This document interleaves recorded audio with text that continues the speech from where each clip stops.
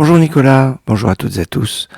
En ce jour de Yom HaZikaron, son appellation exactement c'est Yom HaZikaron, le Chalalim Ma'arachot Israël, ou le Chalalei Pe'ulot Ha'eva, qui veut dire jour du souvenir pour tous les soldats tombés sur tous les fronts en Israël, sur toutes les guerres d'Israël, et pour les victimes des attentats.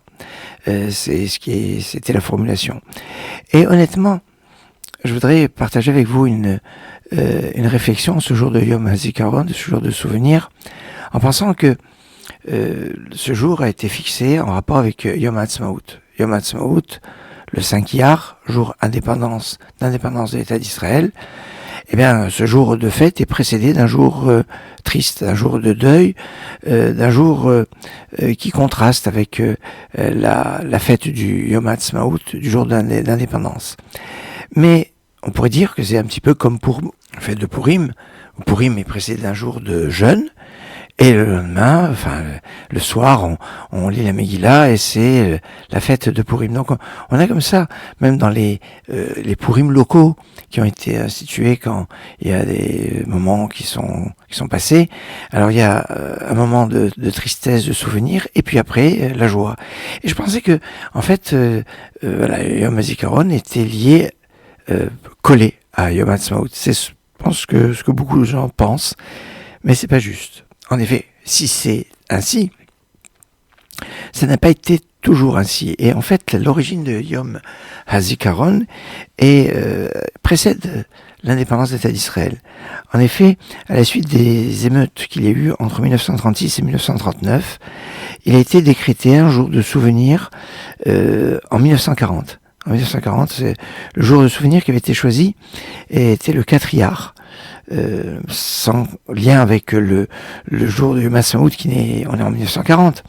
Alors, pour être complètement, on va dire, honnête, à l'origine, la date qu'on aurait dû prendre, c'était le 27 Nissan, donc une semaine plus tôt, parce que c'est le jour où ont éclaté les premières émeutes à Yafo. Mais comme c'est le mois de Nissan, la date n'a pas été retenue et on a préféré prendre une date après le mois de Nissan, après Rosh Chodesh, après la Néoménie, etc.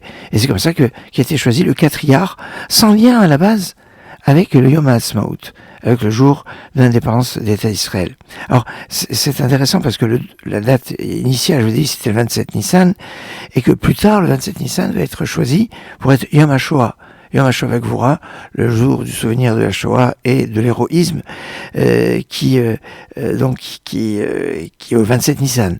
Alors, c'est quand même assez surprenant. Il y a aussi un autre point en 1948, où le 4 Iyar, c'était la chute de Kfar Etzion. Kfar Etzion qui était un village qui avait au sud de Jérusalem et qui est tombé un 4 Iyar. Donc c'est aussi un jour de commémoration par rapport à cela. Et alors c'est remarquable que finalement après, il y a eu Yom HaAtzmaut.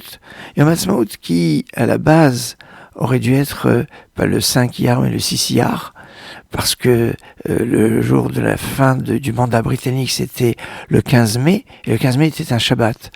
Et David Ben Gurion, même s'il n'était pas religieux, n'a pas voulu faire la proclamation de l'État d'Israël le Shabbat 15 mai, mais il a fait le 14 mai, et autrement dit, le 5 Iyar.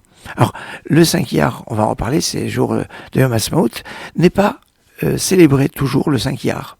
En effet, pour ne pas risquer de transgression liées aux festivités de transgression Shabbat, eh bien, le 5 Iyar est fêté Yom HaAtzmaut 5 Iyar seulement quand le 5 Iyar tombe un mercredi.